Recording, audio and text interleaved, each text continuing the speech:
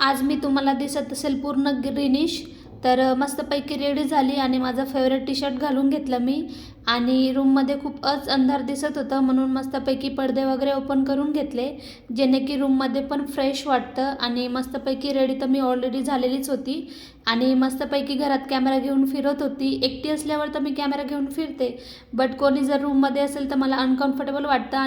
अजून सवय झालेली नाही आहे की लोकांसमोर मी शूट करू शकते. त्याच्यानंतर मी गॅलरीमध्ये जात होती. जे बांधकाम चालू आहे ते तुम्हाला दाखवायचं होतं. तर जो गॅलरीचा दरवाजा होता तिथं माझे केस अडकले होते आणि खूप जोरात दुखले ते मला.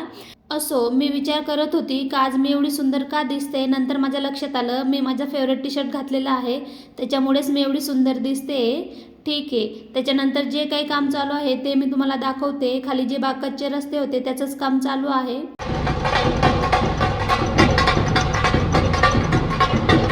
इथे नवऱ्याची अचानक भयानकच आगमन झालेली आहे, तुम्ही बघू शकता. आणि बारात नसेल एन्जॉय केला तर एन्जॉय करून घ्या.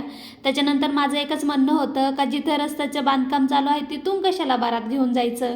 बिचारा नवरा एवढं महागाचं मेकअप लावून आणलेला आणि जिथं बांधकाम चालू आहे तिथूनच घेऊन गेला.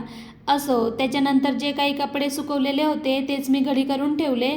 आणि त्याच्यानंतर मी मस्तपैकी जेवण बनवलं होतं. जेवणात वांगे, चपाती आणि मस्तपैकी सॅलेड वगैरे घेतलं आणि पोट भरून जेवण केलं. ड्युटीला निघाली आणि ड्युटीवर पोहोचल्यावर पूर्णपणे काम केलं.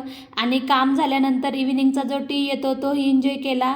आणि टी तर मी सहसा घेत नाही, बट कधी कधी घेते. त्याच्यानंतर खूप दिवसापासून मला क्रेविंग झाली होती मोमोज खायची, सो मोमोज खूप जास्त एन्जॉय केले. आणि एवढे टेस्टी होते तुम्हाला काय सांगू, लयच टेस्टी होते.